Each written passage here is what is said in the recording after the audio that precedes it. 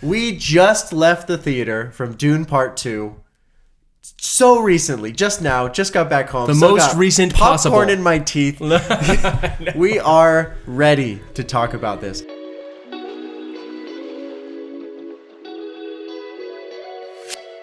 So psyched. I have not been this hyped for a movie.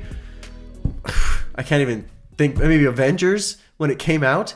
Like the one with Thanos? Yeah. Yeah. Infinity War? That was like, I don't know how many years ago. A lot. And it was so exciting. Yeah. I was so excited for today. Yes. And now we get to talk about it. Oh, very, very stoked. So Jaden, initial impressions. What did you think? Let's do like a one word start. Okay. One word, how you feel about it. I've been thinking about this, so I'll go first. I'll give you a little bit of time to think. Yeah, seriously. For me, my one word is immense. Immense. I thought that was a good word for it. A couple of reasons why while you're thinking. The scale of the movie was just transcendent. I'm just going to be all about big words today because it was fantastic. It was so cool to watch. The sets that they had, the graphics they did, everything was amazing. Yeah. I mean, I've got to go with a big word too. The movie was massive. Okay. Yeah. Big. Same thing. It was big. It is. And that's a lot similar to what I'd say about the first movie too. Everything feels big. I was trying to explain this to coworkers, like with the first movie, and just try to tell them like Dune, it just feels huge. And they're like, what do you mean? Like are the things big or like it's like the moment, the politics, the music, the people, the music, everything. Whatever. If you say something, I'll say yes. It's big. You know that you're on an entire planet. I think that's really cool. Yeah. Because like a lot of the things you kind of feel like you're locked into a set.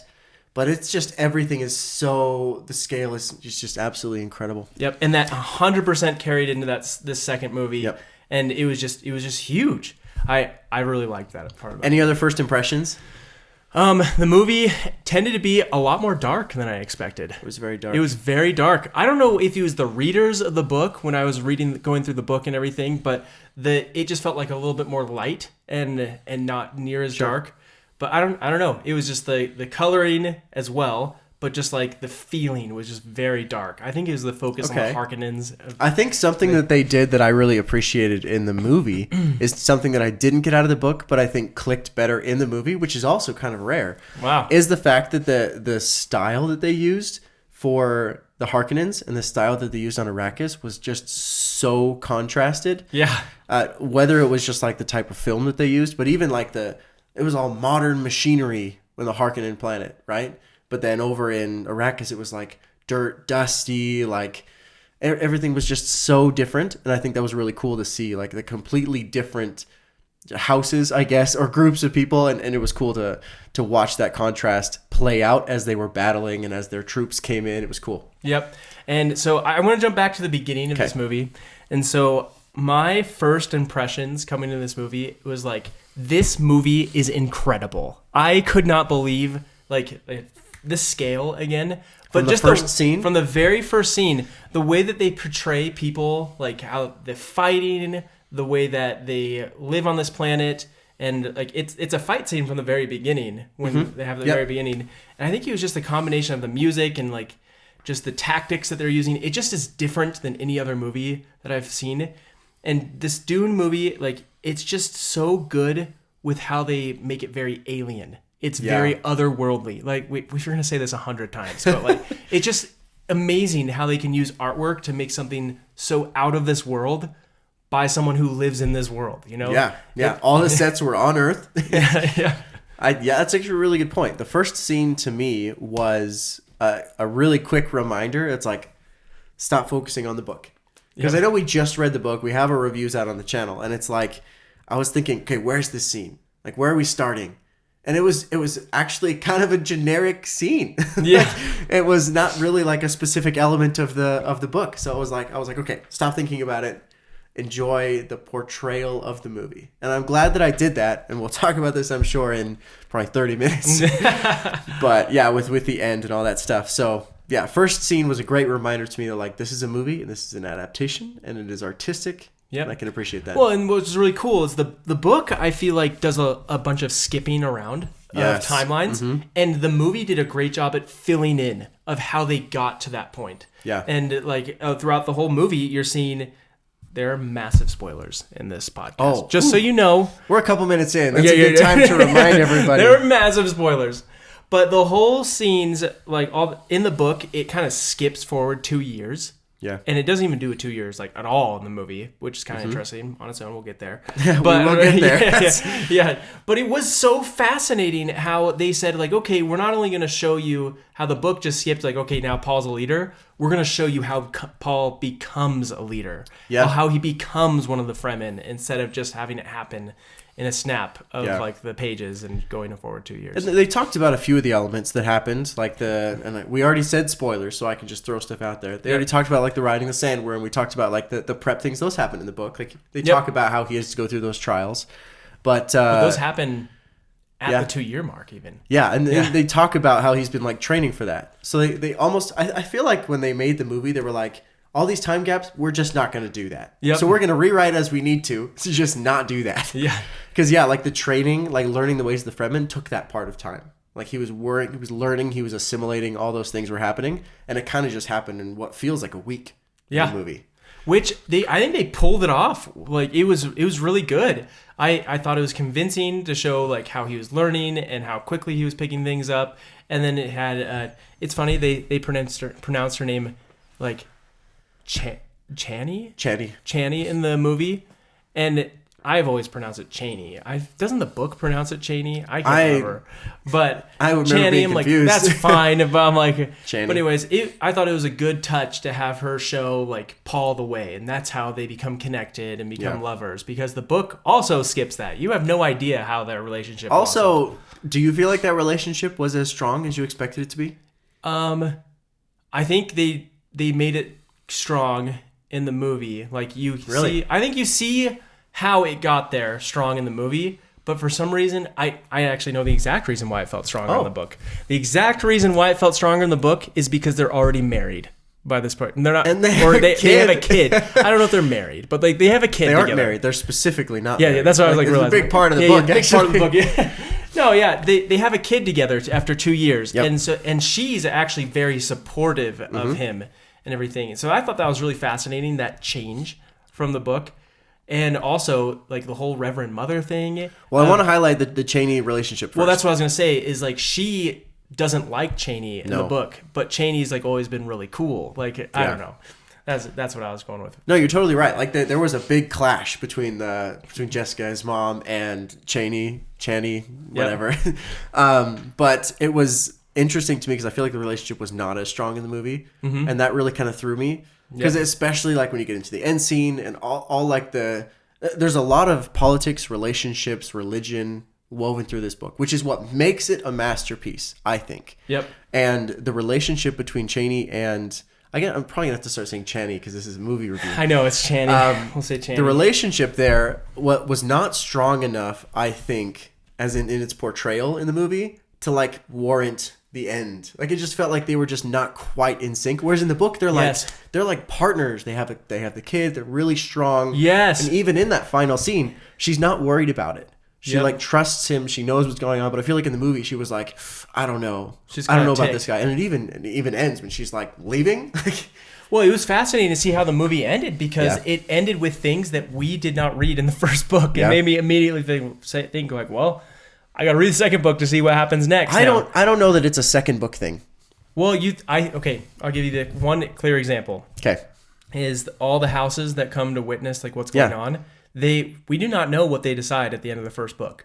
But they were there. They were there, but it would be a second book thing to realize like, oh, they're rejecting him as emperor, and that's why he's going on his crusade next. I was trying to remember that. I was trying to think like how did that wrap up? Because the end battle was so different. The very last scene of the book ends with Jessica telling Chani, telling her like, listen, about the wife thing. Yeah, even though he's going to be marrying the Princess Irulan, like you will go down in history as like the lover, and and no one will remember her, and she will never know like his love or whatever. Yeah. And then that's where it ends. Like that is like the last sentence of the book. And that's how we don't really know how she feels about it or anything. But I think that probably makes more sense in a movie to end with something like that. Oh, it does. But it's also fascinating because Jessica the whole time in the book is telling Paul not to do that because of her whole relationship with his dad, the Duke Leto. She said, I wish I had married him, and I don't think I should have done that for the politics, and that was one of my biggest regret. And so he's telling Paul, don't do this. Like, this is a big mistake. But in the movie, it almost seems like she's encouraging it and just says like... She has different motives in the movie. Yeah, she for does. sure. Yeah. And even the part about like the water of life.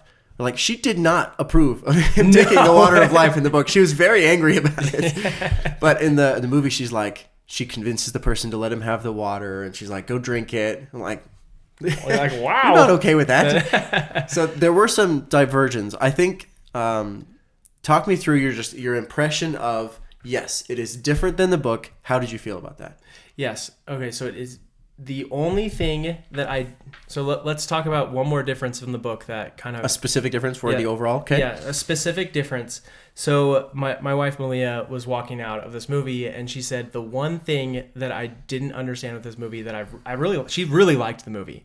She's like, I don't understand why him finding out that he was the grandson of the Harkonnens was such a big flip for him in the movie, on why that switched his mind, and he all of a sudden became, I'm going to be like this killer just like them, and I'm going to go through and do the holy war and everything.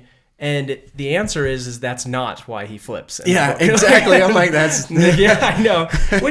He's angry about that, but that's not... Yeah. Yes, and I'll get into like if I think that's okay or not. But in the book, it's important that he has a son after 2 years later. And really, I thought the point that flips in his, like, where the switch flips for him in the book is when his son gets killed by the Sidecar while he's trying to confront the Emperor. And he gets addressed like, hey, your son is dead in this war. And he's just devastated by this. And then all of a sudden, he's just angry. Well, they talk even about it because his sister, who is actual part of the book, she's like, oh, I would have told him in person, but I wasn't going to face him after his son died. So like, that he has this rage. Yep. And that was a big part of what changes him. And I feel like that's important, right? Because it is very important. To have a moment where you're flipping that much in a movie, or you have to have something that's more than just figuring out your lineage. Like, it has to be something that's so detrimental and so strong, like, for emotionally. I don't know. This is where I'm going to step back and say, like, do I think this is okay? I do think it's okay. I think that the movie, it's a movie. You do not have much time. You have to make changes in a movie in order for things to make sense for the audience. And for things to make sense in the audience, you can't go, well, there's a small detail over here that person does such and such, and this person does such and such, and this person was thinking that the whole time. Like, no, like, we got to throw in like little moments, piece it together. And for some reason, the director decided that a 2-year time jump wasn't going to happen, so he wasn't going to have a child to be able to be upset about. Yeah. And so they had to use something else that kind of still related to what happened in the book to make it work. I don't know. That was just my thought process. And then I'm like, I'm okay with it. That's actually very similar to how I was thinking. I'm like, you know what? This is a masterful movie. Mm-hmm. It was really masterful. I will see that again. Probably, I'm not sure if I'll be able to see it again in theaters. Yeah. But the theater experience, I want to talk about that separately. But overall, changes from the book, I think they did a fantastic job.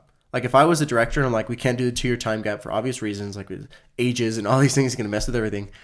I don't know how I would have told that story. Like, it's really difficult. You're taking out key characters and still making it work. Yep. Like, that was really, really impressive to me. And I was thinking the same thing. Like, it is a fantastic movie.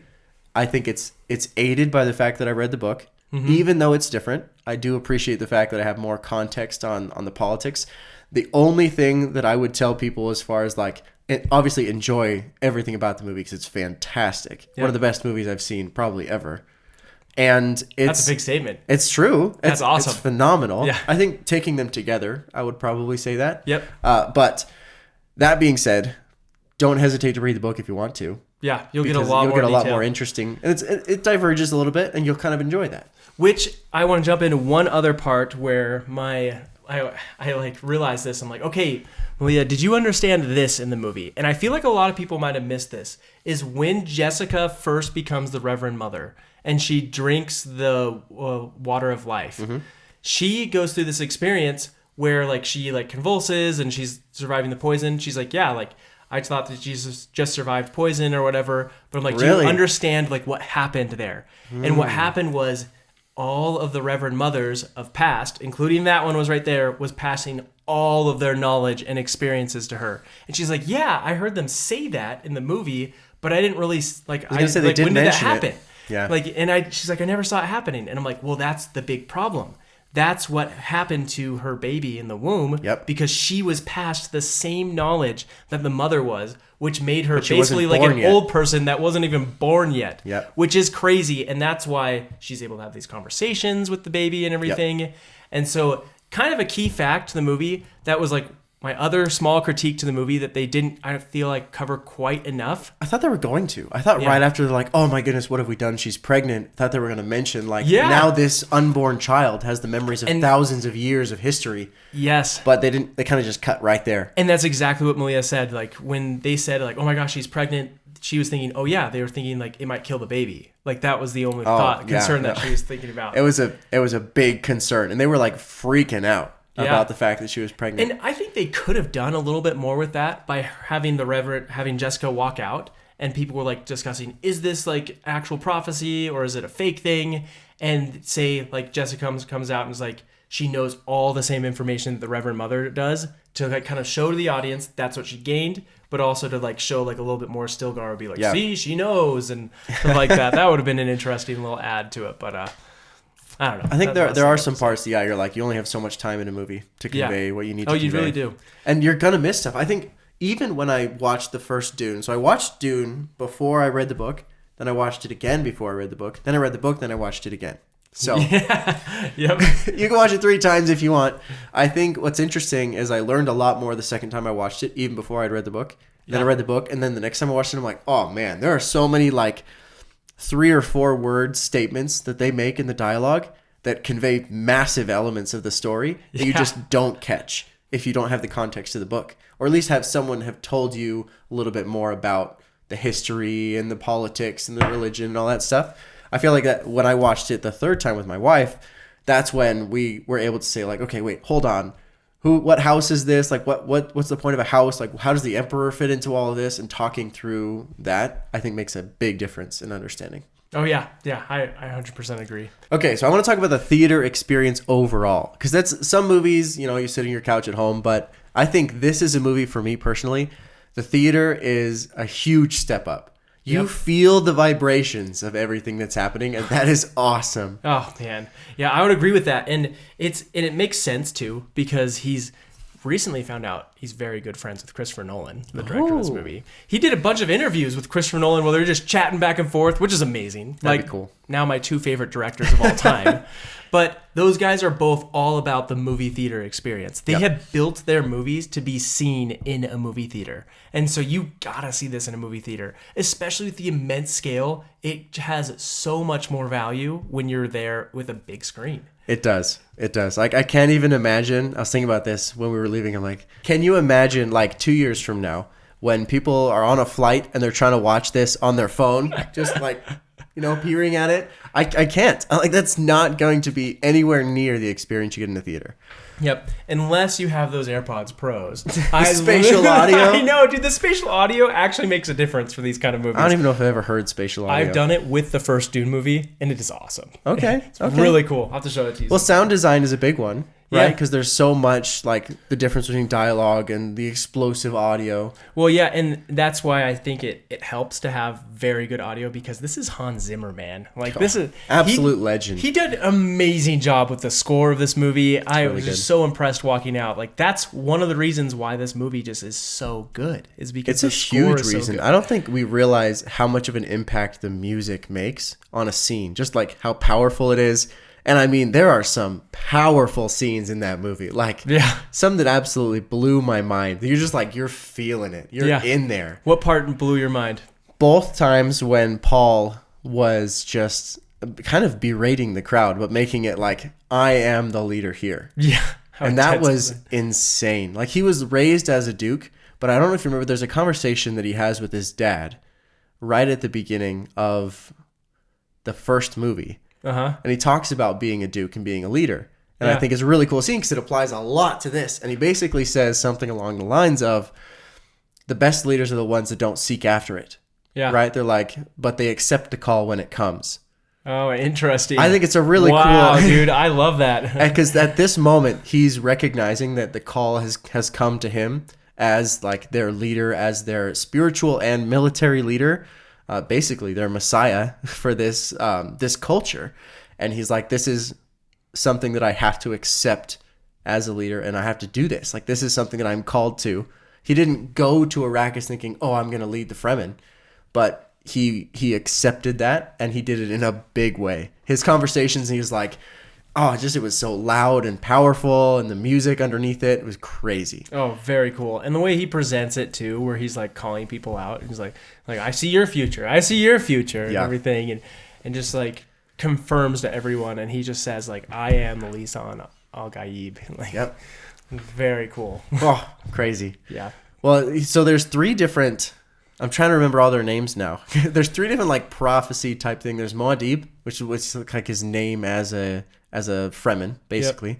Yep. Lisan al-Gaib, and the Kwisatz Haderach, right? Yes. Yep. But like, he's fulfilling all kinds of prophecies in different ways, and it's wild. Sometimes I can imagine very hard to follow. Yes. So keeping track of that stuff is tricky. I had a really hard time. One of the things in the movie about that, like Kwisatz Haderach thing, is the one Bene Gesserit lady, who I honestly, maybe the actresses look very similar, but I was very, very convinced that was actually the Emperor's daughter, and it wasn't. I was very confused. Oh, did you walk out and tell me that? I think Malia mentioned the same thing. I'm like, no, different person. Like, I asked my wife Madeline. I'm like, that's weird. Like, that's very different from that. Not what I like.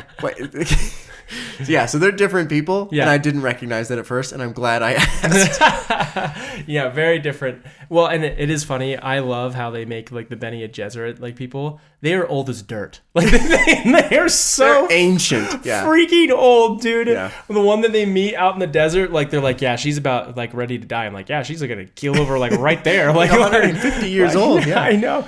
Well, she's just so old, like just with the sand. You can see it. Yeah, that's the one that Jessica takes over for. Yep. Yeah. But even the truthsayer for the Emperor and the other Bene Gesserit with all the black veils on, they're so old too. She's so old. They're so old. She looks like parchment paper. Like, wow. I know. They did a good job. An amazing job on that. Like, they just make these people look older than life. It's insane, dude. I think it's an interesting order overall, and I think that's one of the politics elements that is cool because they're so like aloof from the regular politics. And even I think she mentions it. She's like, there's no sides. Like, we run everything. I don't know what you're talking about. Like, we just run the world. Like, these guys all skirmish in amongst themselves. Yep. She's like, this whole thing is happening because we set it up to happen. Yep. Like, it's just we have our hand in all of the pies. You know, we're making it happen. They even said they've got like, for the Kwisatz Haderach, the guy, like the male Bene Gesserit, basically the prophet, whatever. Yeah. They're like, we're making this happen. We've been trying to do this for hundreds of years. Yeah. Yeah. And they actually didn't show one of them that was in the book. Remember at the very end, like there was a fight scene and one of the guys was just there and he's like, I'm not fighting Paul. Like, only. Oh man, now I'm forgetting. Tell me. That was it. Like, there's basically this guy who Paul saw. He's like, I can't see his future. He's one of the few guys that I cannot see his future for. And it wasn't the Fade Routha, it was that dude. And he's like, I knew if I fought him, like, I don't know how it would end. But Fade Routha, he knew for some reason. So, well, tell me what you thought about the ending overall. Let's dive into that. Ending was good. I didn't think it was as powerful again because I thought it was like, it wasn't very convincing that how he had to flip the switch to be angry. Yep. But still powerful. It still showed that devastation of the relationship between him and Chani getting like strained because of the whole like the realization of the necessary difficulty. Yeah, totally. Yeah, because like in order to become emperor, he had to marry the emperor's daughter. So that was fascinating. Well, not just to become emperor, but I think a key part of that is to become emperor in a fashion that other people would be okay with. Yep. You'd have to marry the emperor's daughter because he could have, with his challenge, he could have just said like, I challenged the emperor and won. Mm-hmm. You know, like I've conquered. He's under his knife basically at this point, so he could have taken it. Yep. But I think that was an important political move for him. Yeah, So what did you think of the end? I thought it was intense. Yeah. But I think there were some key things that... So one thing they did well is the overall element of this is not a happy ending. Yeah. Right? It's not just, the great hero job won. of that. Yeah. They did a really good job conveying that. I think there are other things that happened that could have made it even more so. Like, for example, one of the things that I remember distinctly from the book is Gurney Halleck was very mad at Paul for fighting Feyd-Rautha. Yeah. Because Feyd-Rautha was the last Harkonnen. But wasn't it interesting how they gave it to him in another way? Like by killing the other guy? So he had to get his revenge on a Harkonnen. Yeah. But they just let him go out, like run out and kill the other guy. Kill Raban. But it's in the book, he doesn't have that chance. So he's like, Feyd-Rautha, this is my fight. You promised me that I would get revenge on a Harkonnen. Like, this is my chance. And he doesn't give it to him because he needs to fight the battle. So that was, and he does say in the movie something like, oh, let me fight him for you. Like, this is my battle, but it's not. Tries to give that vibe, yeah. Which I think was appropriate because it would have been confusing if all of a sudden he like started demanding it. Everyone would be like, "What the freak, man!" Like, I also think it's really cool that the Baron is supposed to die by the Gom Jabbar. I think that's cool. Oh yeah, but he doesn't in the movie. Yeah, well. And so you talk about like how it's not like a happy finish to this movie. Yeah. But it was one of the craziest finishes to a movie. I have never been in a movie theater that was so silent at the end. You're right. It was dead silent. Nobody made a sound. Nobody made a sound. Nobody moved for probably like 30 seconds to a minute. Everyone just kind of sat there like, whoa, like, was that it? Like, we just ended right there? Like, it was just, it's not your typical ending, but it was a cool ending. Yeah. It's just... I think it's the intensity of the whole movie. Like, the ending was a little bit quizzical. It was like the actual end, like the final scene with Chani. Yeah, I got it. Yep. But I thought that was interesting. But then at the end, I think everyone's just like, "Whoa, that was so intense!" Like, that movie was so intense. Yep. So many different storylines moving in different directions, and I think that's the best. But that's what makes a story a masterpiece to me.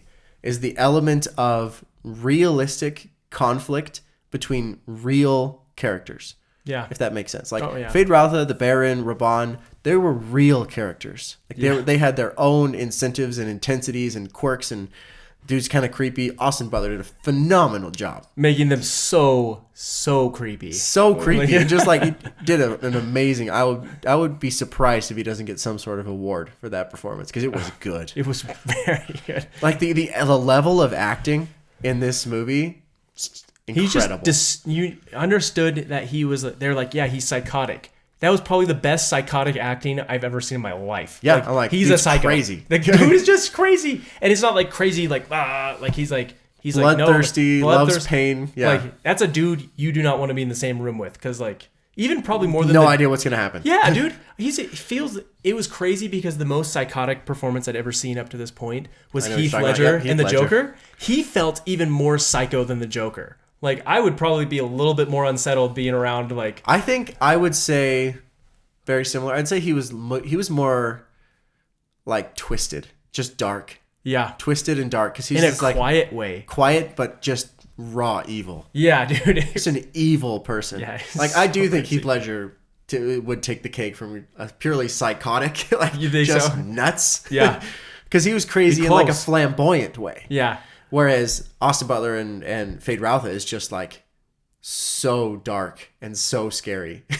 I know. Just as a character, like, he was killing people right and left. Oh my gosh. It was intense. Dude, yeah. Those are both probably the best psycho actors I've ever seen. Yeah. Well, I hope Austin Butler does better in the long run. Oh, yeah. Well, well, that's true. Now that I think about it, the Joker was pretty psycho in the movie. Oh, yeah. To the psycho. point where he drove himself crazy. But very crazy. Hey, they go really hard on these actors to portray these stories, and I think they did a really good job. Overall, the acting I loved from everyone. I would love to jump into that, what you're talking about with how real the movie felt. This is also something that I absolutely love, and it's probably some of the best action scenes I have seen, like, in movies ever. Like, it compares with Lord of the Rings war scenes. I was thinking that exact, like, the movie to compare it to, because Lord of the Rings, those war scenes feel so real. You feel so in them. When those guys are fighting each other, the Harkonnens and the Fremen, some of the most realistic war scenes that I've ever seen. They're not floating around all over the place doing crazy unnecessary backflips. There were backflips and there were twists, but they for some reason felt like they fit and they looked like it just was awesome. It feels like a real battle because it's so chaotic. Yeah. And you're like, if I imagine two armies battling each other, it's just like blades swinging all over the place. It's like pure chaos. Yes. Just insanity. And I think they did a really good job of that. I loved the individual fight scenes too. Like Paul does a spin move right at the last. I'm like, I think audible gasp. Yeah. That was crazy. We were like, how did he even do that? It was incredible. I was watching that. Oh, go ahead. So, well, some of these are just are I guess choreographed. What would you say? Yeah, that's exactly what I was just going to choreographed so well. I was watching that scene. I'm like, he must have been exhausted doing this scene. Like, man. can you imagine like the amount of energy it would take to do that fight It scene? feels so much more real when you can tell they repetition. They get this so right to be able to make it look like they're actually fighting instead of like a choreographed thing. Because I mean, I know you've seen just like me, like movies where you're just like he's almost like waiting for the guy to parry. You're like, it's a little painful. A lot of you're like you had 18 chances to kill this guy because of the poor timing a lot of of everything. Avengers movies that have come out of recently. Yeah, is that real fighting? Yeah. Anyway, like, it's so but I think that because it's so fast paced. You're just like, yeah, they're just moving instinctually and just trying to. And even like going with farther with the realistic feel to this movie, there was not a single like joke that didn't take itself seriously within the movie. There were a couple funny parts, but it fit so well into the movie that it just fit with character. It didn't take you away from the movie, and this is where movies need to go in the future. Yes. Like it is okay to have funny moments. But if Star Wars were to take a page out of this book, can you imagine? I imagine all the Star Wars fans watching this movie and completely like in uproar that their Star Wars movies were not like this. They could have been. Because I was so hoping that the newest ones would take themselves more seriously than even the older ones did and be something a lot more like this Dune movie. Like go down a little bit of a darker path with Star Wars. Go a little bit more serious. Yeah. I do think it's almost that those movies, a little bit of a tangent, but those movies are a little bit too like theater and cosplay than like this, like a style of movie where you're all in. Yeah. Well, and it's also they started taking the Avengers approach with the newest ones as they started making fun of themselves. Yeah. And it's just the reason why I was drawn to like that Star Wars analogy is because Dune inspired Star Wars. Like that book was written before the movies came out. The original Star Wars movies came out, and he was inspired by Dune to make those movies. And so when you watch this movie, you see like all the potential that like a Star Wars world could have. Yeah. It had things that could have been super cheesy in this movie. Some of the things that they were wearing or some of the things that they were doing. But the way that it was portrayed and it took itself so seriously that you're like, this makes complete sense. It's just otherworldly and you're okay with it. You just accept it. Yeah. It was just, that's why this movie is masterful. Yeah. I just absolutely love that. It's a powerful story to tell. I think they did a great job of it. So what would you say the movie did better than the book? Ooh. I have one for you while you're thinking about it. Okay, yeah. I already said this before, but I love how it fills in the gaps. It shows in the book, it does a lot of skipping. That end scene where they meet up with the Emperor and everything, they said, we blow off the fronts of their ships. When the storm comes in, then they all just show up at the Emperor's place and they have this huge conversation.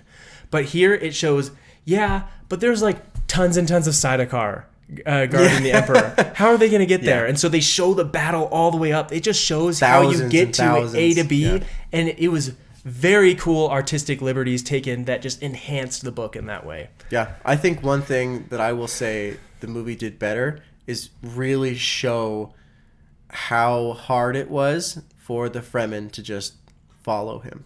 Oh, yeah. Like, I'm taking from like the very beginning when he first goes to the siege, and then like there's a huge group of people that are like, who is this guy? I don't trust this guy. And it's all the side looks. It's all the whisperers. Like, you can't get that in a book, but you can in a movie. Mm-hmm. And I think they did a really good job of conveying, like, people just didn't trust him. People weren't quite sure. Totally. There's a huge transformation there. And the book even just skips that part. Like, again, that's all in the 2-year gap that we don't really get to see. But it's real. It's very real. Like, that's a human reaction. They're like, okay, we're fighting this war. Who's this guy? Yep.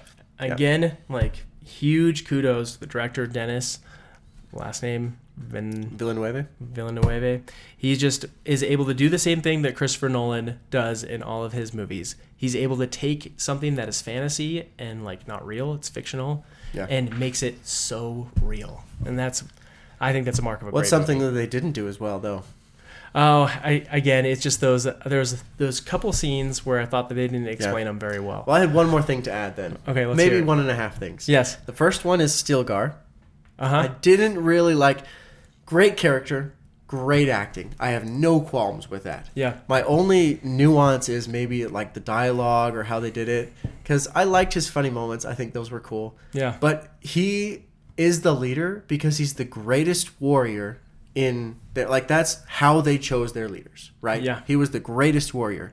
You just don't get to see that. And he's super respected because of it. Yeah. Like, no one challenges him. Yep. And I feel like the second half of the movie, he was just like, kill me now, like, oh, take over now. Yeah. And that was a part of it. He does that in the book. He does that in the book, but not. I don't think in that way. I Yeah. think it's a very much like, I am the best, I'm the greatest warrior, but I know this is my fate. This is what has to happen.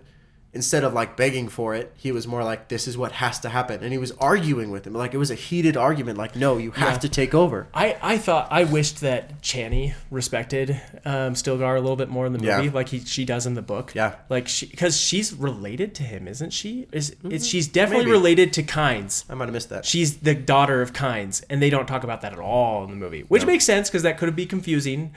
But like, because like she dies like in the first movie, Kynes.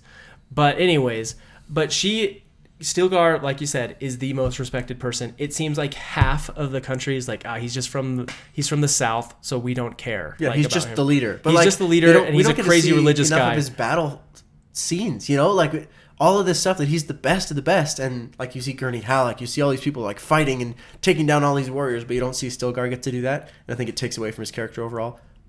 It's a minor thing. It is, but it was something that I noticed a couple of times. I'm like, oh man. Yep. I do love how they make Chani totally awesome at fighting, though. That is pretty cool. She's super cool.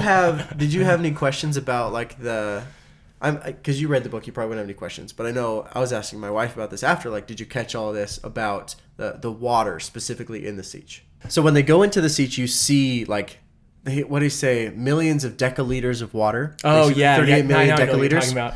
And they talk about that, but they just don't mention why. It really bothered me. True. It's just like, why is all this water here? And they're like, no one would ever drink that water because it's sacred. Okay, because it's all the dead people are people. dying, so why do you need it? Like, that's a huge deal in the book, like really big deal. Yeah. And they mention in the book that it's because they plan on, and he said there's thousands of sieges, they all have this water. They're planning on using that water to turn Arrakis into a paradise. That's a big part of why it's religious, because that's a part of their like Messiah figure, is he's going to usher in the time of paradise on Arrakis. But they're preparing the water for that, and that's why they can't mess with it. That's why it's sacred. It's not just sacred because it's water. Like, I feel like there's a huge gap that wouldn't make any sense to someone. I know. But they're like, thought, yeah, whatever. I thought the same thing when I heard that part. I thought they did, not during that part, but they did mention that they were trying to make it like a paradise, like for here on Dune. I know they wanted it to be a paradise, but I didn't hear that they were like intending to use this water. Not like, at that this moment, is... dude. They did not do enough clear enough job. But again, it's one of those moments. There's like, okay, but if we're gonna go into that, we're gonna have to like kind of talk about it some more on the side. And like one thing leads to another. I can understand that they had to make cuts in certain areas, but then they didn't make cuts in other areas that I did appreciate. Like when he rides the sandworm. He very specifically shows that like it lifts up the panel and it exposes the raw skin of the worm. People probably miss that because they don't talk about it at all. I specifically leaned over to Malia and I'm like, he's doing that so the like worm stays up. She's like, I know, like it's obvious. I'm like, they did a great job. And she probably saw our out. short about it. She didn't. Really? No, she hasn't seen any of this stuff. Oh wow, I know she doesn't watch impressive. Our show. Mostly because she hasn't read most of the books we've read, and I don't want her to be spoiled. That's fair. She'll probably watch this one. That's good. But anyways, the point is that she got it. Like, it made sense. And I was just so impressed with that. Also very cool to show the way that he gets onto the sandworm. Yeah. Just like how he goes on a high dune. That makes a lot of sense. Book doesn't talk about that at all. But well, I do have one question about that was rattling around in my mind the whole time. Why is it that when they want to ride the worm, it takes out the thumper horizontally. But when they want to dispose of bodies, it always comes straight out of the ground. It's because it's cool, Jaden. It's cool. It doesn't make sense. That seems to be so convenient. That's funny. I don't know, dude. Every time they've tried to like dispose of bodies and like leave a thumper or try to like hit the ground, like it always comes straight out of the ground and you see its teeth and then it just consumes everything. It's because it doesn't like doing that on very high dunes. When it sees a high dune, it comes in at it from an angle. I'll accept it. Yep, that's my answer. That's good enough for me. You'll be able to sleep well tonight. I will. That will help a lot. And the fact that it's very late. I overall, wow. Absolute wow. Yeah. Gonna go down for me as one of the best that I mentioned this before, one of the best movies that I've ever seen. Taken with Dune Part 1, Dune Part 2. I think you mentioned this. It ushers in the new standard of this is like cinema. This is a big movie with a big budget, big goals, and they did a great job. I hope it does amazing. I hope that, like you said, other directors and filmmakers take note that this is the type of movies that people need to start going back to movie theaters. This is convinced me because there are so many movies that have come out in the last little while. I'm like, when did this come out? Even most of the trailers we saw before the movie, I'm like, that looks like crap. That looks like crap. I think we mentioned that to each other, like, man, this looks dumb. That looks so stupid. But the reason I would go to a theater is for the experience. I don't just want to see a random movie a week before everyone else gets to see it. Like, that's not why I go to the theater. I go to the theater for the experience to, like, take in just a crazy story. And I think that Dune is a great reason to bring people to the theater. Of course. And I just can't get over that being in there with a movie theater full of people. Usually it's a showing of a movie where we were there on the very first day, one of the very first showings that came out. And I was expecting people to be yelling and cheering and things like that. And that movie left everyone dead silent. Yeah. I have never been to a movie that did that at the end. That was that. No one was getting up. Everyone was like just... Yes. And shocked. In my opinion, this is one of those movies that could go down as like Lord of the Rings level of adaptation of the books. He's calling it now. Yeah. It did such a good job at being true to the books, but taking liberties where it needed to make it a good movie for people, which will make more fans of the book in the end, getting more people into books in this type of series, which is great for like the genre and books. And I'm shocked to see that I approved of the adaptations as much as I did. Yeah. And I think that's like a big thing for me because I was going into it thinking, having read the book, how are they going to do this? Overall, I would recommend this to people and say, having read the book, I'm still incredibly impressed by the movie. And I was blown away because before seeing this movie, I wasn't really planning on reading the second book. I am planning on reading the second 100%. Book after this. Probably read the second and third books. I know, right? This movie made me even a bigger fan of Dune. And I loved the first book. And when a movie does that, it is a great movie. And so I'm excited for everyone to see it. Let it be known. It's going to be... Our reaction is that this is a time in history. Yeah, great movie. I think all the reviews coming out, movie of the year, greatest of all time. Like, I think that they're pretty spot on. It is and that's exactly why we love having this channel, because it gives us an opportunity to share our thoughts, our reactions, our raw reactions with everybody, with all of you guys. If you have any thoughts, if you saw, I really hope you saw Dune Part 2 before you watch this. But if you did see it and you have some comments, throw those in the comment section. We absolutely love to see those. It's so much fun to go through those. But join us. It's just so much fun. And these conversations where we do it.